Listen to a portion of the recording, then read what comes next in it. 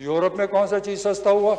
उनकी ज़िंदगी भी जो उनकी आमदन है वो भी बढ़ रहा है और मुल्क भी तरक्की कर रहा है। जो जिस मुल्क में महंगाई नहीं हो, सब कुछ रुक जाए, तो वो मुल्क रुक जाएगा।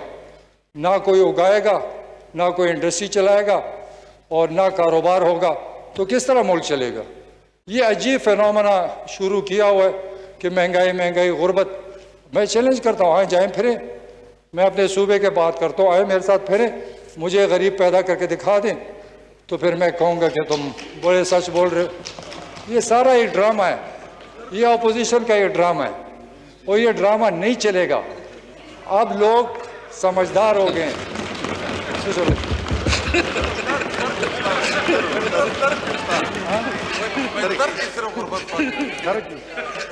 हमारे MNA साहब कह रहे करक में गुर्बत है, मैं मानता हूँ होगा। अच्छा चलो बात सुन ले, कोई बात नहीं। फिर यही इन्हीं कारखानों की वजह से और इन्हीं कंस्ट्रक्शन की तरक्की की वजह से रोज़गार बढ़ता है। मैं ख़ुद कंस्ट्रक्शन का काम करता हूँ, बड़ी मुश्किल से लोग मिलते हैं कि आके काम करें, लेकिन ये फिर भी कहते हैं बेरोज़गार। ये मेरे साथ फिरें, कोई जगह ऐसी नहीं है कि जितनी हवा इन्होंने उड़ाई है, ये बिल्कुल नज़दीक भी नहीं है सच्चाई के। और ऐसा लगता है अपोजिशन का कि ये इतना झूठ बोलेंगे कि वो सच नज़र आएगा। तो ये झूठ अब कामयाब इसलिए नहीं होगा कि पाकिस्तान के लोग तालीम याफ्ता हो गए, समझदार हो गए, इनकी हंसी से कुछ नहीं बनेगा। 2023 में इंशाल्लाह इनको पता चलेगा कि इमरान खान क्या है।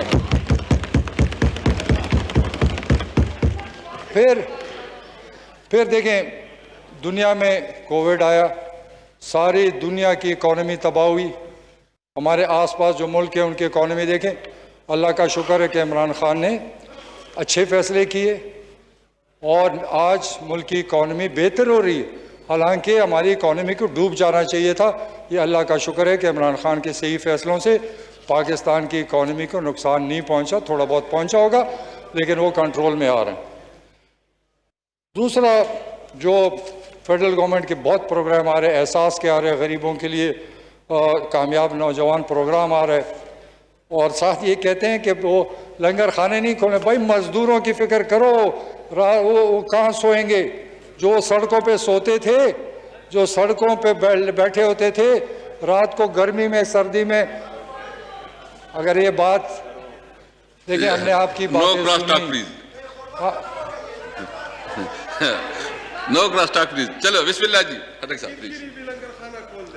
देखें, हमने इनकी बातें सुनी, अगर इनको बर्दाश्त नहीं है बातों को, चले जाएं, मैं अपनी स्पीच करने दें मुझे।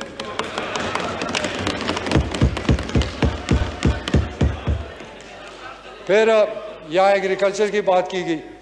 जितने मराहत एग्रीकल्चर के लिए इस हुकूमत ने दी, क्या किसी ने पहले दिए? इस वक्त जो किसान है उसको लिए 1.5 लाख रुपए हर फसल में बग़ैर सूद के कर्जा, एक ट्रैक्टर उसको बग़ैर सूद के मिल सकता है, और एक ज़मींदार के लिए 20 लाख का घर आसान किस्तों के साथ, सूद के साथ मिल सके। क्यों इन्होंने क्यों नहीं किया? इनको बहुत तकलीफ़ है कि इमरान खान क्यों कर रहा है, क्योंकि इनका जो बयानिया है वो कहीं नहीं चलेगा, ये बोलते रहेंगे, क्योंकि काफ़िले चलते रहते हैं और बाकी काम होता रहता है।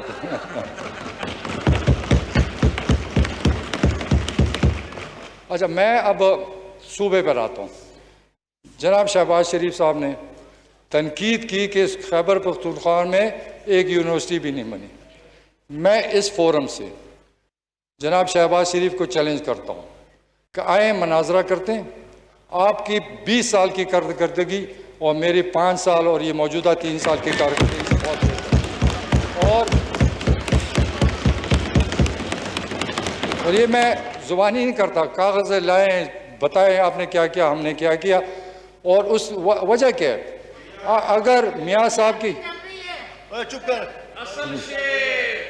सुने, नहीं, अगर मियाँ साहब की कारकर्दगी अच्छी होती तो पंजाब उसको रिजेक्ट करता, उसको तो रिजेक्ट किया गया है। अगर हमारी कारकर्दगी ख़राब होती तो हम 2/3 कैसे ले लेते? हमने इनको ऐसी शिकस्त दी कि सारी उम्र याद करेंगे और आइंदा भी देंगे इंशाल्लाह।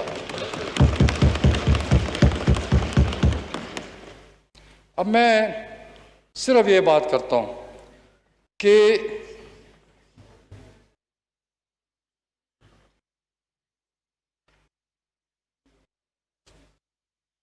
जो मैं अभी बातें करने लगा हूँ, जो हमारे सूबे में हमने 5-8 साल से कर रहे हैं, वो ग्राउंड पे मौजूद है।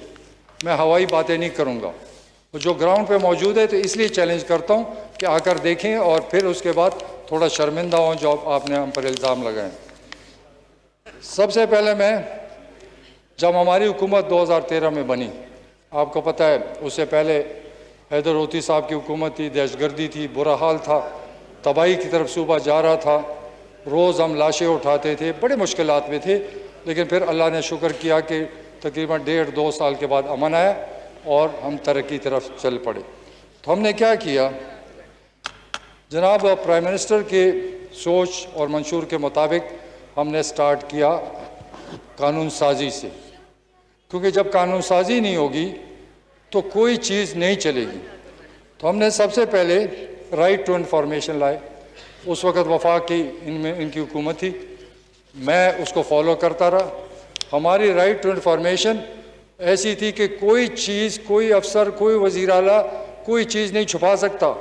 एक आम शहरी एक एप्लीकेशन से सारा कुछ लेके जा सकता था, लेकिन इन्होंने वफाक में नहीं दिया, इन्होंने पंजाब में वो इख्तियार नहीं दिया।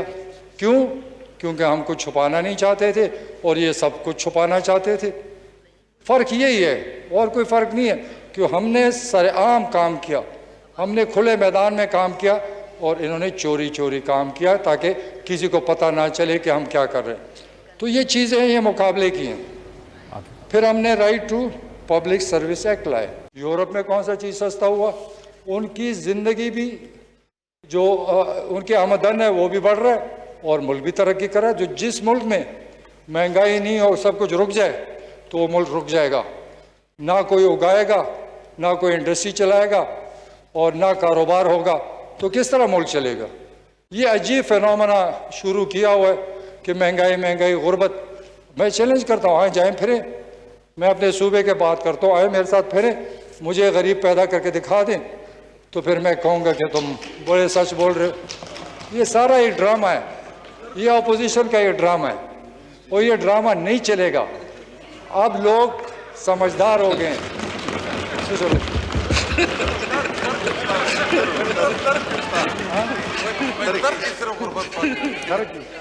ये हमारे MNA साहब कह रहे हैं करक में गुर्बत है, मैं मानता हूँ होगा।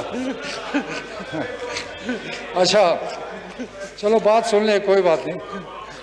फिर यही इन्हीं कारखानों की वजह से और इन्हीं कंस्ट्रक्शन की तरक्की की वजह से रोज़गार बढ़ता है।